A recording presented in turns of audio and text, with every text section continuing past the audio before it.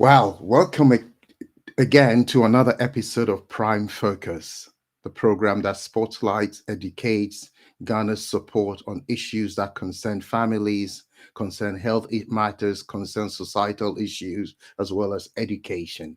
We have loads to cover over the next several months, and thank you for joining us again tonight. If you haven't already subscribed to our channel, this might be a good time for you to do that so you don't miss anything and hit that notification bell as well.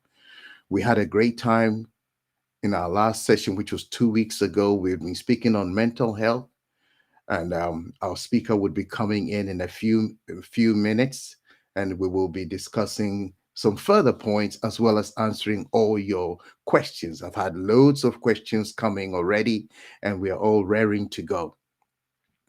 But before I bring him into the studio, I just want to introduce uh, Herbert Mwebe to all of you. For those of you who missed the last session or haven't been able to watch the replay, here's a little bit about our speaker.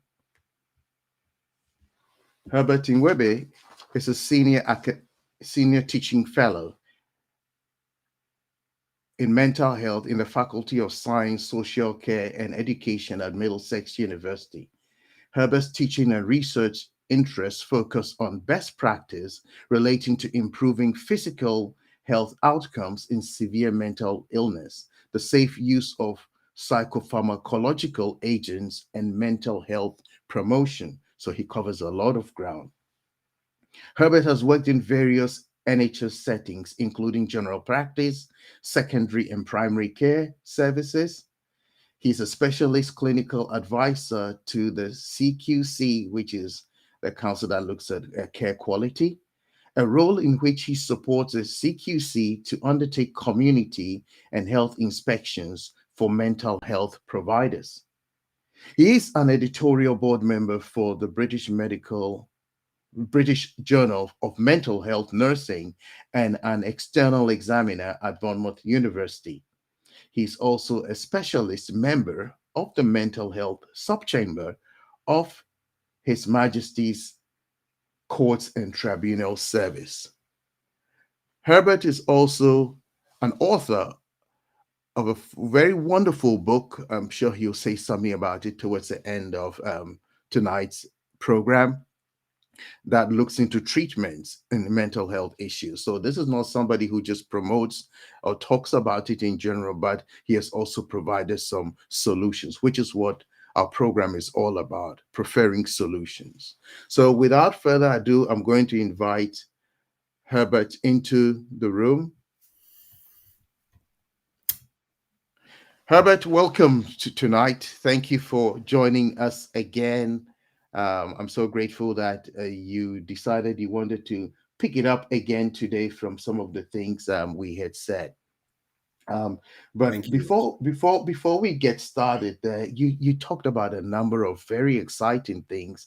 It's just to be mind blowing. I know I put some stuff up on my Instagram, and it's like, wow. I mean, the likes I even got from whatever it was, on my LinkedIn, and I've had people bugging me. Okay, ask him these questions. I said, just take it easy. Just come on there and come and follow. So I mean, that was one of the things you said. I just wanted to pick it up very quickly. That was one of my biggest takes. I think I had about 5 big takes from what you said, but that was one of them, because it was like when you talk about the fine line between mental health and mental illness and how people get into the pathological side of things. I just want to play that for our audience just to give them a bit of a taster very quickly. Normal everyday reactions to stresses in life, they're part of who we are. In fact, they reflect, our normality, they reflect our humanity.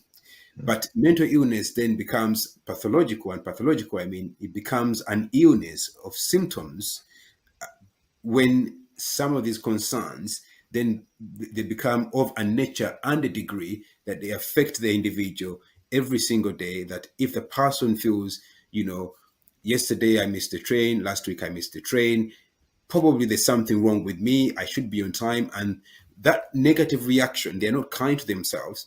They aim to be, but they internalize most of the external, psychosocial stresses, and they feel that they are to blame So it's gone, it's gone from a place of normal everyday stresses, and they are becoming pathological. They are becoming, sort of interfering with your mind, interfering with your thought.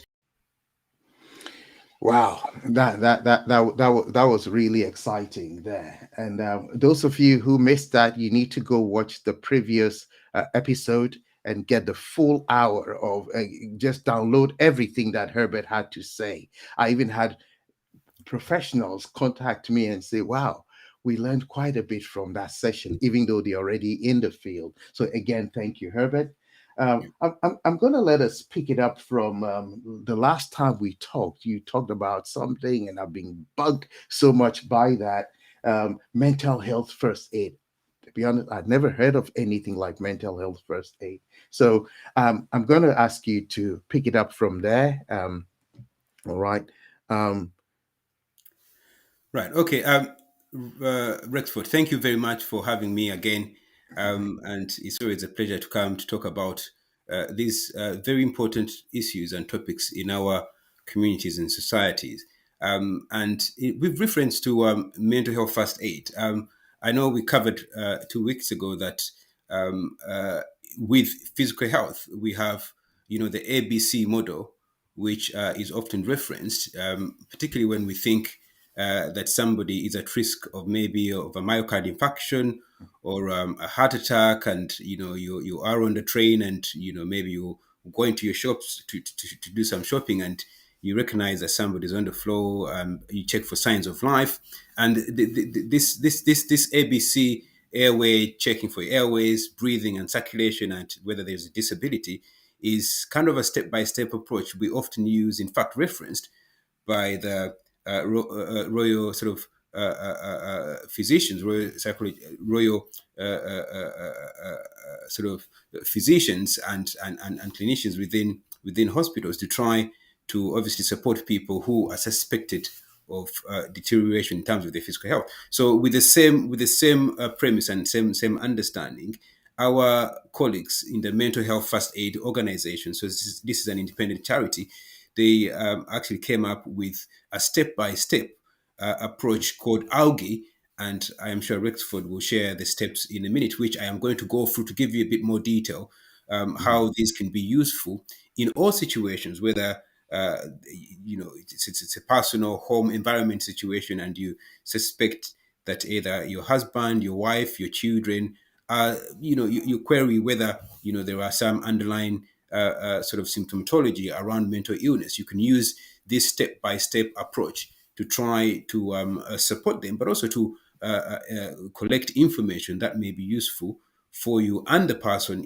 in the crisis, to be able to seek further support. But also, this step-by-step approach can also be used in any other aspects of life. For example, in workplace settings, and also in the public as well. And so particularly for us coming through the pandemic situation, we know that mental illness is now obviously on the increase because of the mass trauma that COVID-19 has really caused over the last 18 months. And we know that some of that trauma actually is going to be manifested for many more years to come. So this acronym actually is quite useful for us to use to assess individuals, family members, friends. So the approach bit there really is essentially about us reflecting and thinking about how we approach individuals who we think or who may feel that are struggling, or they might be in a crisis.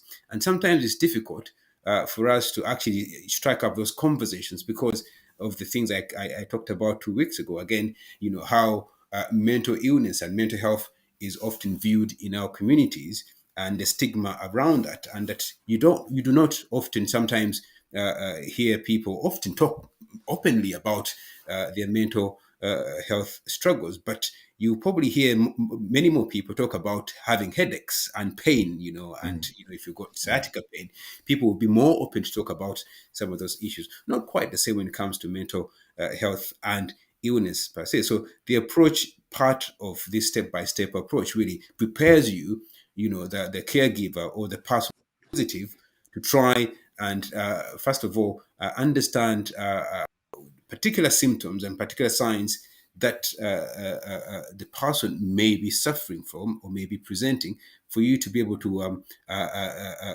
approach.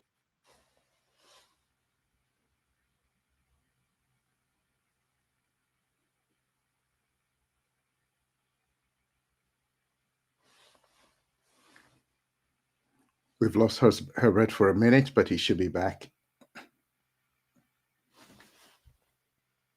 And for you to just be mindful of that personal space and just be aware that different people may have different levels of comfort being able to open up about obviously their personal issues, and do respect their privacy, obviously, unless you think there is a risk of harm to self and others.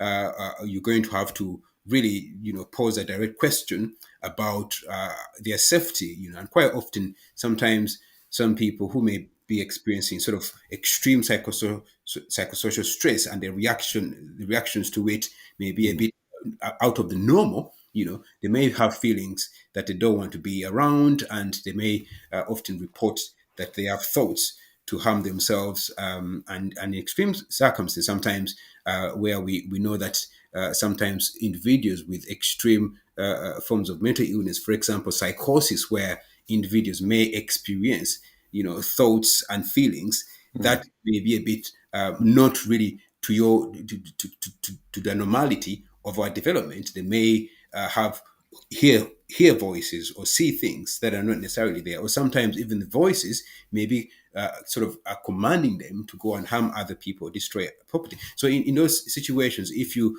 feel that there is an immediate danger to life, either to others or to the person who's in distress, you're going to have to be direct and ask those questions.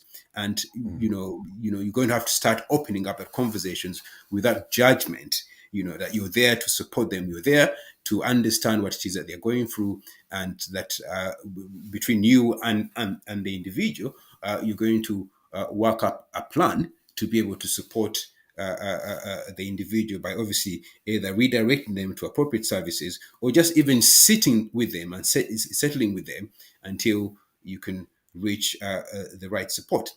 Now, the next bit I want to move on to quickly, Rexford, is number two, which I briefly touched on, but I'm going to give you a bit more detail in regards to assessing for signs, particularly when you suspect that there is a crisis, whether that crisis has been born out of normal everyday stress, whether that crisis has been born out of sometimes trauma, can increase the risk of mental ill health. And that trauma could be through perhaps maybe a person had a car accident many weeks ago and they never sought sort of counseling because of post-traumatic stress. And sometimes in those situations, because of the way our brains actually contain and retain information, particularly through the subconscious, sometimes when we want to express ourselves clearly because of past trauma, sometimes that may be regurgitated through our subconscious, and those symptoms may be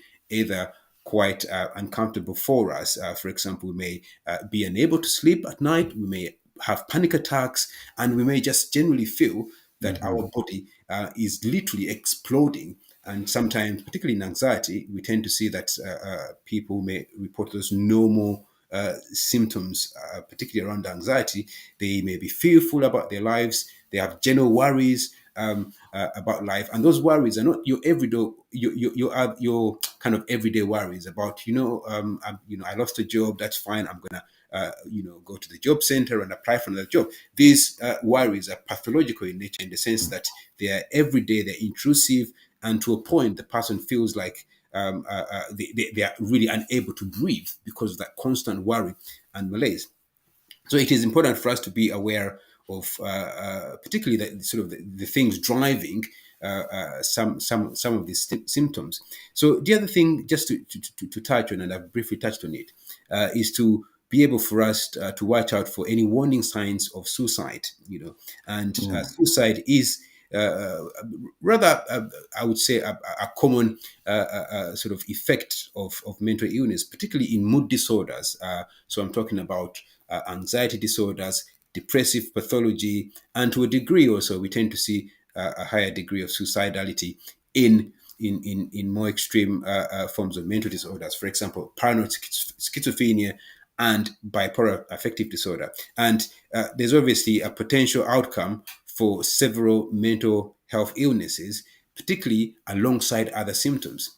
And in terms of obviously accessing the individual and trying to ask open questions about this issue, really, you're going to have to be very open about it and just pose questions around their safety. Can they guarantee their own safety? And in fact, you may actually also reference that sometimes when people are mentally unwell, they may have feelings and thoughts of not wanting to be around, or just generally that they have made a plan, and that plan could involve many things. So you're going to have to be very direct and open about these issues when you're discussing them with a person concerned, and ask about, really that if they are excessively sad and they're hopeless, and that quite often they may also withdraw from maybe their friends, and that they may just feel like anything that they used to enjoy does not really bring them any pleasure anymore, even when they try to engage with those sort of hobbies. So all of those issues can be quite useful for you to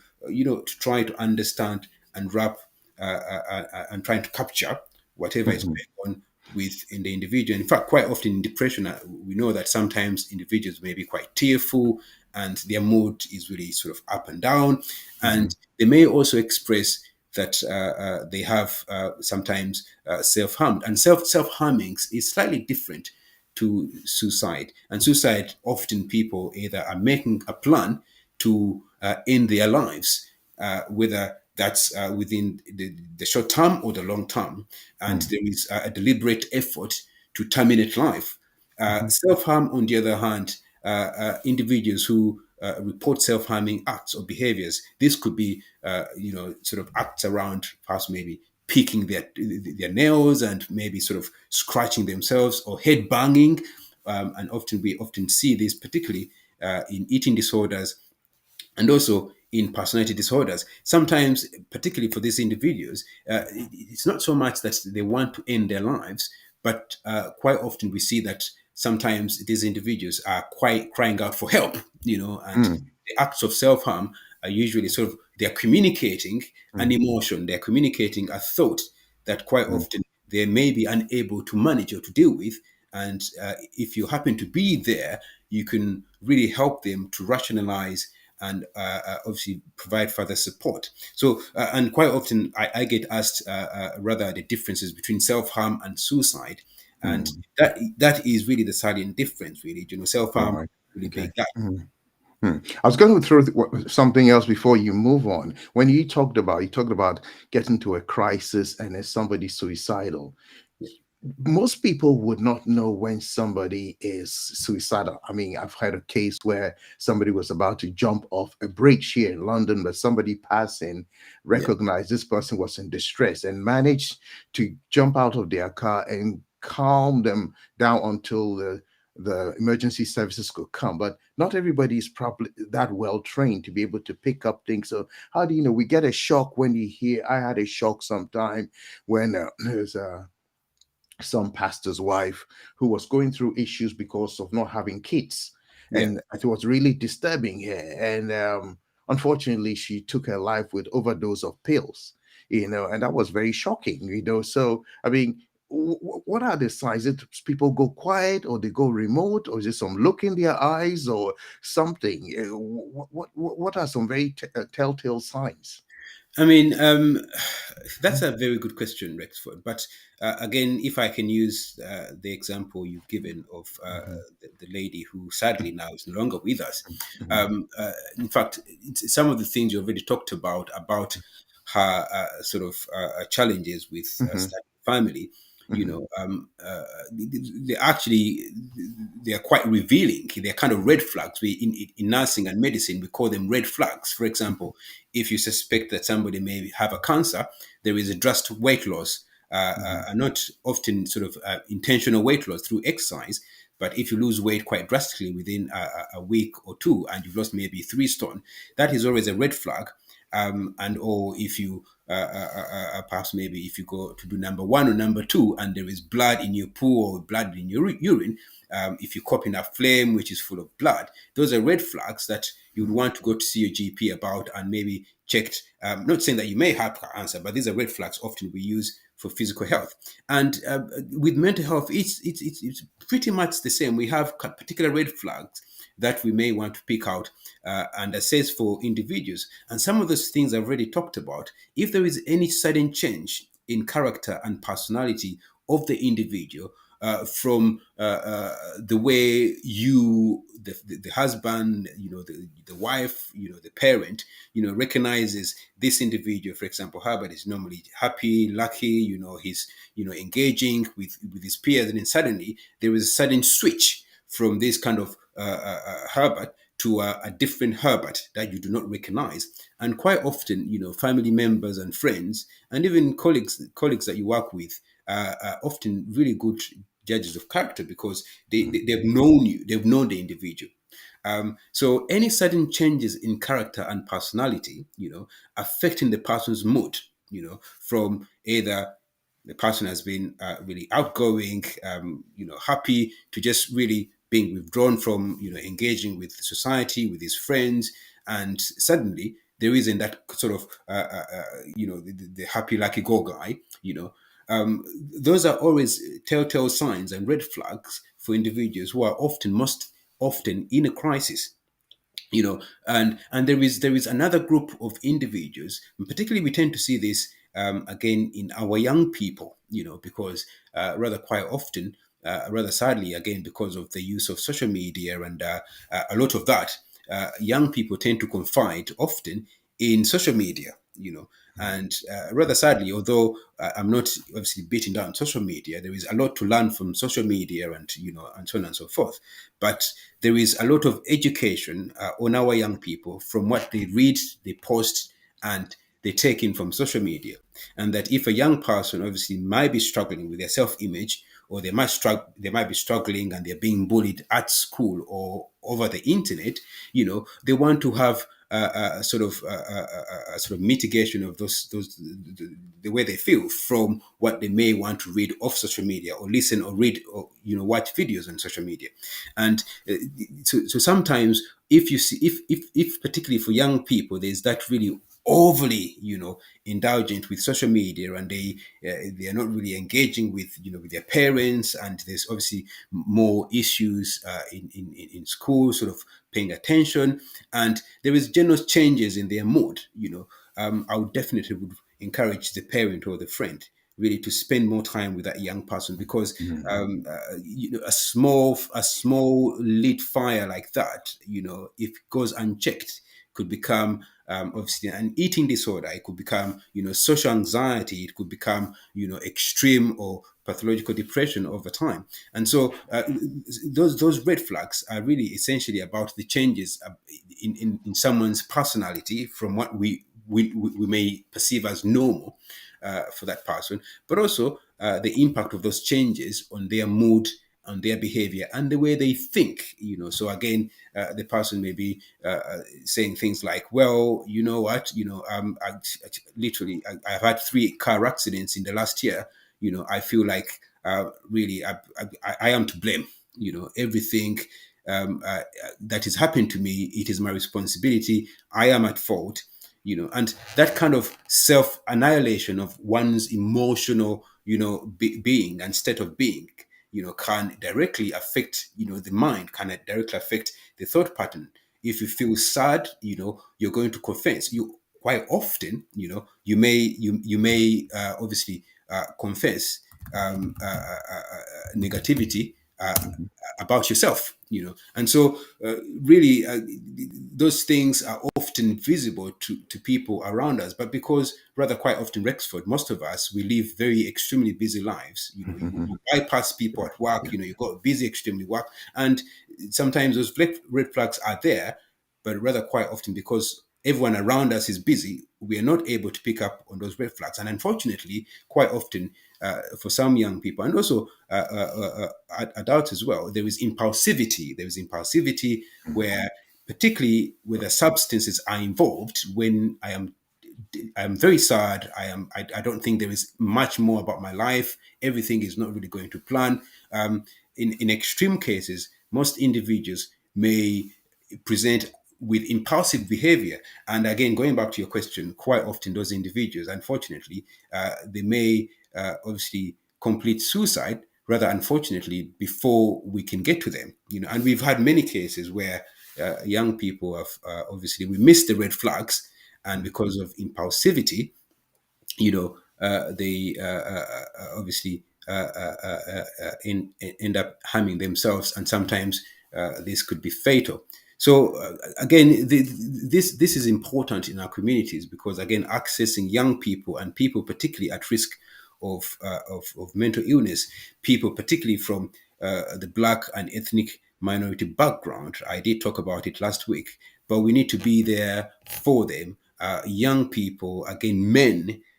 Men. If you think about the recent pandemic situation and the different sort of movements of sort of in terms of social mobility and jobs and all of that, it may be that people lost their jobs during COVID, and that even accessing the welfare system, which I dare say now is changing because of the different government policies. All of those issues can just about influence and reflect the cause of mental illness and affect our mental health. But really, it really does depend on who is your neighbor. There's that really old saying that who is really indeed your neighbor, for you to be able to recognize those changes in individuals. I can I move on to just quickly just address the other steps, and then we Yes, answer yes. questions. The other step to the ALGEE step-by-step action plan is the listen. So we've talked about the approach, assess for signs and symptoms, and I've briefly covered the signs and symptoms. And the other thing, perhaps maybe I didn't really cover around signs and symptoms, is particularly the more extreme forms of mental illness. So we call them severe forms of mental illness, so paranoid schizophrenia and bipolar. Rather, quite often, individuals who may present with symptoms of psychosis, again, may be hearing voices or seeing things, or having abnormal perceptions about life that for you and me, we may not necessarily be seeing things from their point of view, but for them, they may feel that the TV is talking to them, or that the neighbor is actually laying hearing devices in their house, and they have this consistent sort of rhythmic persecutory delusions about society, about individuals around them. But obviously, for them, all of these things are real, and rather quite often, these individuals may require to be fully assessed either by their GP or psychiatric services for them to be able to receive appropriate interventions. So anything out of the extraordinary, really, which may affect individuals in terms of how they think, of how they feel, it is something that perhaps maybe needs worth exploring with the individual. In fact, sometimes they may display sort of increased activity, sort of lack of sleep. Their dieting or their eating may change, as well as increased agitation. And sometimes they may have an exaggerated sense of well-being, particularly in cases where we see mania. So mania is kind of that really increased energy and irritability, and rather quite often individuals with manic or bipolar affective disorder, particularly if they're going through a manic phase, they may have this overwhelming sense of, importancy, and they may blow, if they have money, they may blow lots of money on maybe sort of expensive cars, and they may take trips around the world. But quite often, it's not really them doing that. It's the illness, particularly the illness, really driving those symptomatology. So for the next bit there that I want to cover is the listen bit. So again, you want to be able to really be non-judgmental towards the individual. You're there to hear and understand. Hear, listen, and understand what it is that exactly they're saying to you about their struggles. And quite often, I think we do struggle to. We have ears to listen, but we don't hear. So we've got our ears, our external ears, they listen, but they hear rather, but the listening bit is really far from us, and that's important because again, this reminds me quite often of my teenage son. Really, teenagers. I am sure you probably agree. I'm not applying this to all the teenagers, but quite often teenagers they shake their head, they're hearing, but they're not listening. In fact, listening takes a great deal, a bit more skill for us to be able to apply to what we've heard, to be able to effect and make changes as we see fit. So quite often, obviously, when we supporting people who are suspected of being in a mental crisis, let us hear but also listen to their pain. If the individual is having a good cry, let them have a good cry. In fact, if you're there, you may want to say, well, do you actually want to terminate this conversation? We may want to pick it up another time, because you're respecting their rights to be able to sort of emotionally be engaged with their distress. And rather, quite often, again, we want to be able to allow the person to speak freely, and be comfortable. Let them trust you, that ability for them to share their issues, their struggles with you, gives them more confidence to be able to open up again in the future. And some of the tips for really non-judgmental, listening to the individual could be: you want to set aside any judgment and preconceptions you may have about people with mental ill distress or mental illness. You're going to want to, before you go into that conversation, please set aside any preconceptions, any negativity you may have heard, read in the media about mental illness, because you're preparing yourself to go as a clean slate to support the individual. And allow yourself to listen without interrupting them, because if the individual is talking about that they've made a plan to harm themselves, and maybe perhaps they need to go to ABCD place, buy this and such fluids, or whatever it is, just allow them to complete what it is that they are saying, because you don't want to break their trend of thought. Because in the moment when the individual is undergoing mental distress, quite often, they may not be able to think clearly, so the ability that they're able to capture their thoughts and to speak to you, that is actually important. That if you interrupt them, that may actually disable them, and they may actually forget the conversation. Asking appropriate questions, open questions. What can I do for you today? How can you and me support you to get to point A, B, C, D?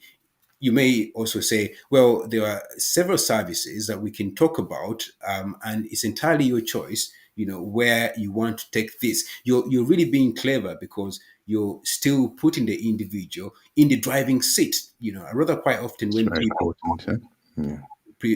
present with this distress, quite often they don't want to be judged, or to feel like they are the passengers and you're the driver. So again, those are quite important.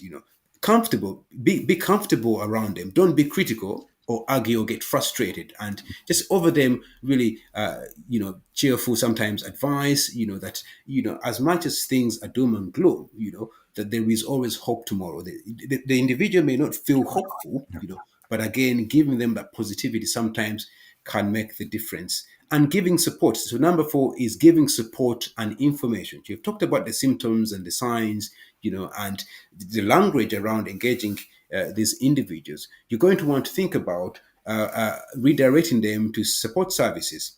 And if you're tuned in today and you fairly new to mental health or to healthcare, really, there is so many obviously resources you can access about not only physical care but also mental health services, even by googling your local hospital where you may be, where you live, or even going to your GP. There is so many services within primary care and secondary care, and particularly within primary care. So primary care, I mean GPs, healthcare centers, pharmacies, where you can really engage and refer people to get more support. Again, those services you can allow yourself to discuss and offer as options in your discussion with the individual, and really being able to sort of give that constant reassurance and support that many people would have probably encountered similar situations. You're trying to normalize the situations or this distress that the individual may be experiencing, but also in terms of normalizing that, you're trying to say that, well, there are many other people, perhaps maybe in their shoes, who are possibly, been, sort of experience similar situations, and they really rightfully so, they have accessed professional support from their general practice, healthcare centers, and so on and so forth. And obviously, in most cases, if you feel that the individual is extremely at risk and there's imminent risk of harming themselves or committing suicide, or having sort of those command hallucinations I talked about, or any thoughts of harming other people, you're going to want to obviously press that button and call emergency services. So you're going to call the police and encourage the individual either to go to A&E, or just make sure that you get the ambulance on call, because in that moment you're thinking about the safety of others, but also you're thinking about the individual's safety, to try, obviously, to preserve life. Number 5, encouraging appropriate professional help. Again, I've listed some of the things, but many more things that you may want to talk about is that, particularly for individuals who are quite keen on having sort of low level input from via their GP. So again, counseling. We know those IAP services, access for psychological counseling and therapy, can be quite easily accessed via GP. And in fact, in some areas of the country, you can self-refer. So a service user or a patient or a member of the public can call in and refer themselves to these teams to receive counseling, particularly if you've lost a loved one and you want to seek support around sort of bereavement counseling. You can self-refer yourself without actually going to your GP. And obviously, I think I need to mention also that, particularly, we know that the economic cost of mental illness to the UK really is about £100 billion. But obviously, over the past 20 years, the investment from the government around obviously healthcare, and particularly mental health, has really been disappointing. That even though the economic cost of mental illness to the UK is about £100 billion, and by this I mean really sort of people obviously being laid off from work due to mental illness, and so on and so forth, compared to the total cost of crime, in the UK, which is about, I think, £65 billion. We know that, and then, so the economic cost of mental illness itself is literally equivalent to the entire NHS budget. But even with that, I think as a country we've carried on to spend just about maybe 10 to 11 billion pounds on mental health services. Now, obviously, we welcome recently the autumn statement from the Chancellor, Jeremy Hunt, that we are going to invest more within hospitals and particularly the NHS, but we don't know how much of that is going to go to mental health services. But I am saying this because access to services, particularly therapy services and secondary care in this country, all of it is funded via the public and the taxes that we pay. But there's a direct representation and there's a direct proportionality between effectiveness of the services and access to the services than compared to the number of people that actually need those services. So it is not unsurprising, therefore, that for many individuals who may want to seek support, may have to wait for weeks and weeks to be able to get to the right support services. And this is where mental health first aid is important, that we all can recognize, we all play a part. The father, the mother, the brother, the sister, the friend. You can actually recognize and be there for your family member, be there for your friend, whilst they possibly may be waiting for weeks or days to access professional support mechanisms. And obviously the situation around the country is directly obviously being influenced by the after effects of COVID. We have long waiting times, not only within mental health services, but also elective care and and we know that older people waiting to leave hospital at the moment, they're having to wait longer because social care is, chronically underfunded in this country. So they're having to wait in the hospital. So the issue is not only about mental health funding, the issue is widespread.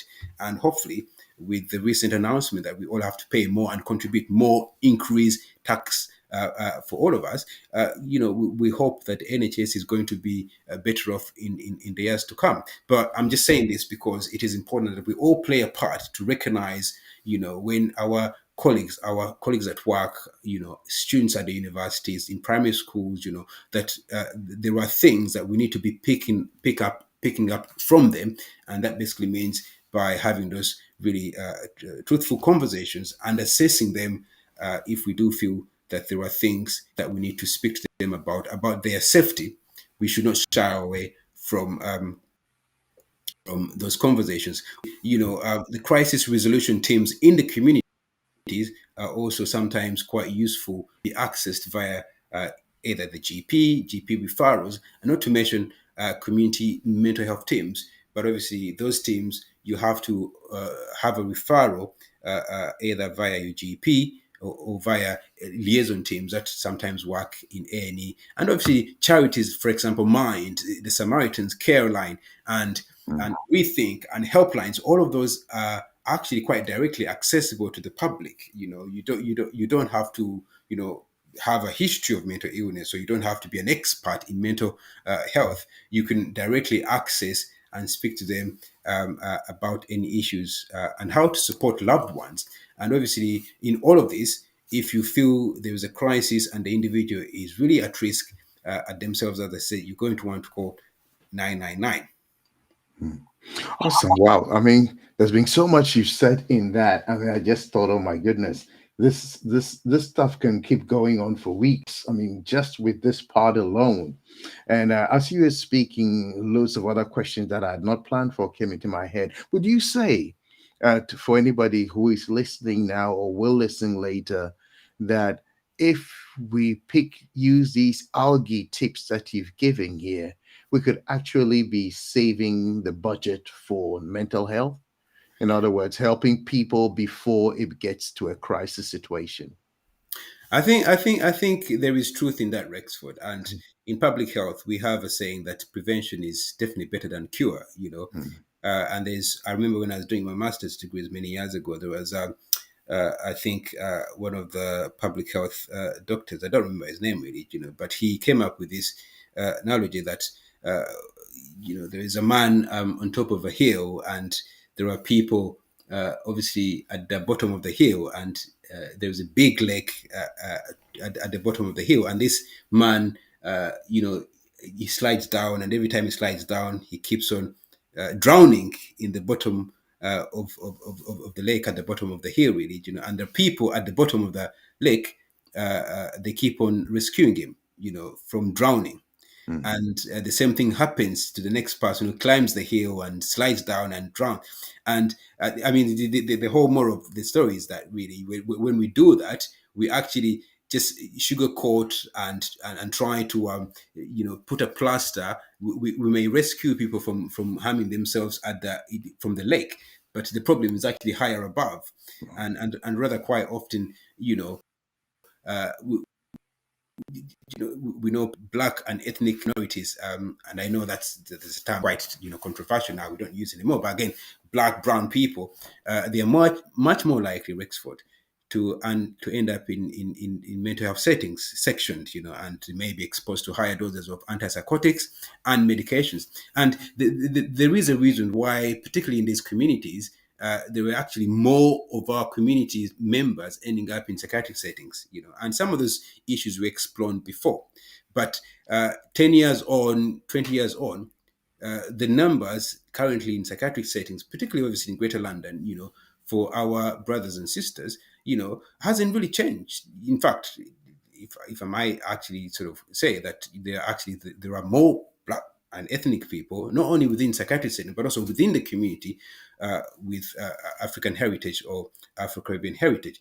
And there may be obviously drivers as why this is. Obviously, there's been quite discussions about racisms, and yes, maybe there is that as well.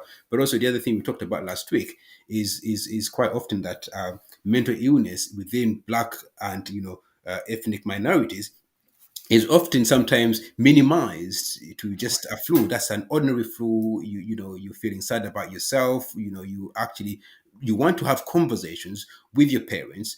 With a young person comes home, they say, "Daddy, you know what? Actually, I've had really a crap day today. I feel sad." Dad says, "Well, that's fine. You go upstairs to your room. I'll talk to you later." And that conversation never happens. And 2 weeks later, the same young person really, restricts diet. They stop to eat, and the dad says, "Well, I give you everything. I take you to holidays. You have everything. In fact, you have a credit card at the age of 16. What if that's not adequate for you?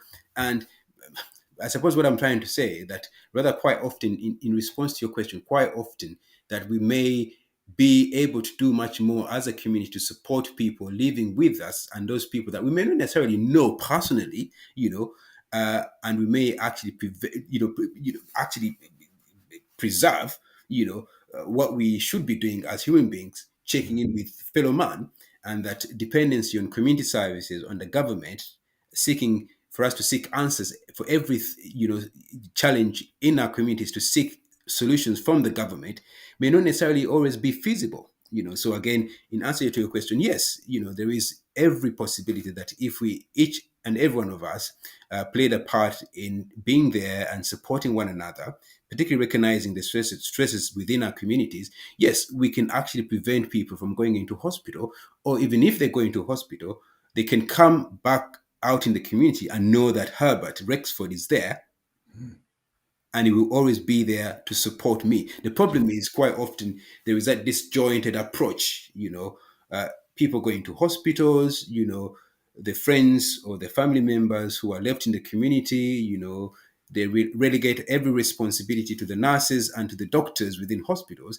And when the people come back out in the community, uh, sometimes the family members, it may be realistic, yeah, they're extremely busy, and it's like there just isn't that support, out there in the community. So to answer your question, yes, yes. Right.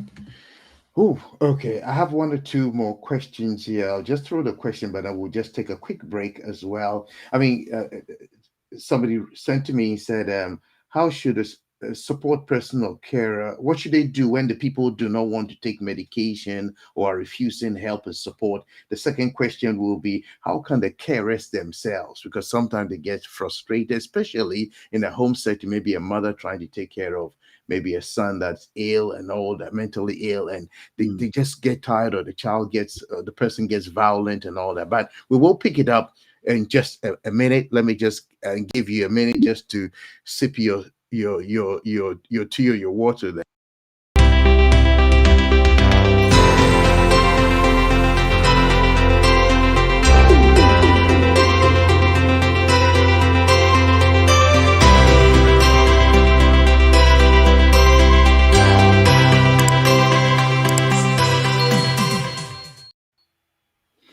Okay, so over to you on those two questions. On I mean, yeah, yeah, thank you, Rexford, and I think that's a very important question. It is always not easy, I think, even personally speaking from experience, to want to ask for help.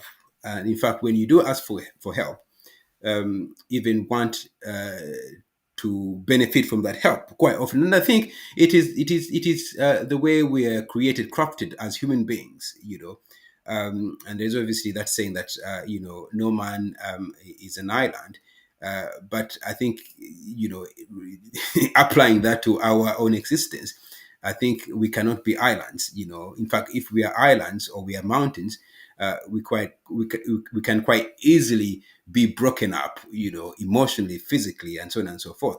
And I think it is important that if somebody is not seemingly engaged and they do not want to obviously have conversations about their issues and the struggles, again, goes back to the point I raised earlier. You're going to want to respect their privacy, but also just make sure that you give them the time and space for when they're ready to have a chat. Because What you don't want to do is to back the individual into a corner, particularly if the issues are actually about their safety and the safety of others. If it is really, really, really, really extremely important that you get that person immediate support and help, then obviously you're going to want to dial 99. But if the individual is unable to be able to do that, and you suspect this individual, perhaps maybe they're under the influence of substances, which sometimes can crowd a judgment and our engagement, then you may have to make a decision for them, by obviously again contacting emergency services. But in cases, particularly for family members who may be under mental health services or who may not necessarily be under mental health services, but you suspect that there is something not quite right, but again, the individual is not really forthcoming. You may just want to explore a bit more with them at the right time. What is it that they are afraid of? Because quite often, sometimes, again, it's about our fear of the unknown. For example, if I feel sad every single day of the week for 2 weeks, and before that I was really happy, I had lots of friends. Sometimes, our mind may actually give us a glimpse of the future, that if I am extremely sad and this is not me, next week I am going to be worse, but your mind, their mind may be obviously telling them that, and it's really our responsibility to explore that fear deep down. Are they fearful of losing their friends? Are they fearful that their family members are not going to be want to understand? And really trying to open up those conversations around stigma, around the fear and the impact of mental illness on us, sometimes can actually help to break the ice and enable the person to open up. And obviously do allow them, and you remind them that if they do change their mind, you're always going to be there. And what I tend to find helpful, and I do this quite often sometimes, just strangers, sometimes I suspect something's not right with it. I know I come from a very sort of open culture. African cultures are quite open, so I don't know how many people I've given up my numbers to, and I'm not condoning this. This is just a personal choice. So please don't listen in and say that Herbert and wanted us to give up. I'm not doing that. I'm just saying it's a personal choice. But I've given up my numbers to quite a number of people over the years, and you'd be amazed. You'd be amazed how many people call me back. Call me back. So again, it's just it's sowing those seeds of faith in people helps to start conversation, but also just respecting the individual, and that if a person is very unwell, as I said, you're going to want to, seek help on their behalf to try and resolve the situation, but never threaten treatment on anybody. You know, and this tends to happen quite often sometimes in certain communities, that if they feel like that's it, I am up to my ends with this, this young man, this person is not really adhering to me as a dad, I'm going to section you, I'm going to send you to A&E. When we use that type of language, we run the risk of alienating the individual. In fact, you won't be surprised if the individual completely shuts down and they do not want to open up about any future struggle. So do not threaten, the individual with anything really. In fact, you're there to be an advocate for them. You're speaking on their behalf. Sorry, Rexford, what was the other question? The other question was helping the carers, those who take care of the people who have mental Yeah. challenges themselves. Yeah. Yes. It can be quite a challenge, as the question really indicates. But one of the things I think I need to highlight here really is that many people, not only carers for individuals with a lived experience of mental illness, but also carers with individuals who may be suffering from long-term conditions, so diabetes, cancers, COPD, hypertension. We know that the Care Act of 2016, does provide a level of sort of legal but also statutory framework that primary care services and to a degree also social care services should listen in and look in to support carers who really do vital work to support their family members. And in saying that, it is important that if you're a carer, we often call it the burnt out syndrome, because you're there constantly taking people to appointments and answering their phone calls and all of that. You really need to see your GP, to get what we call a carer's assessment, and that carer's assessment entitles you to quite a number of things. That may be actually time off from work, and in fact, sometimes some people have actually ended up sort of completely stop working, and they become full-time carers. They're paid carers to care for their loved ones. But saying that, again, if it is not uncommon that as a carer yourself, that because of the stresses of caring for a loved one, that those may increase the risk of mental ill health in yourself, not to mention physical health as well. So again, recognizing the red flags I've talked about earlier in yourself is important, but also making sure that you speak up when you think, you know what, this is just beyond me. Because at the end of the day, you have to be mentally and physically, healthy for you to be able to deliver services or to deliver care to your loved ones. So again, being able to recognize those red flags in yourself, and the GP is always a phone call away. I know at the moment, because of the pandemic effects, GP waiting times and booking in sometimes like Right. months and weeks. But again, those conversations need to be had with primary care and also local authorities as well. Okay. Thank you so much, Herbert, for all the different viewpoints or analysis, rather, on all the different aspects of mental health. I know you've done what is almost an impossible feat, compressing it into 2 sessions. But I also want to thank all our audience, those who are still on and those who are joined before, for watching. I hope you can pass on the replay to your networks, your family members, so that we stop making this a taboo, especially in the communities that Herbert identified. Herbert, I know you are also you prefer solutions, and amongst that is also treatments. So I want to put up your book, and you can tell maybe the audience where to get hold of it as well. And maybe any medical practitioners, healthcare practitioners, mental health practitioners as well. Yeah. So thank you, Rexford. So this, can you hear me, Rexford? Yes, I can. All right. Okay. So Mhm. sorry, my internet was playing up. Okay. Anyways, so this is a second edition of my title, Psychopharmacology, which introduces fairly quite directional, in the sense that it breaks down the different sort of mental disorders as defined in the ICD-11. The ICD-11 is the International Classification of Diseases, so a diagnostic criteria we often use in this country and across Europe to obviously assess a mental disorder and other physical medical problems. But my title specifically is geared for mental health professionals, mental health nursing students, medical doctors, psychiatrists, and it is really jargon really free. I mean, it's not jargon free, but it's very simple, very directly written to apply to the issues around mental health, and particularly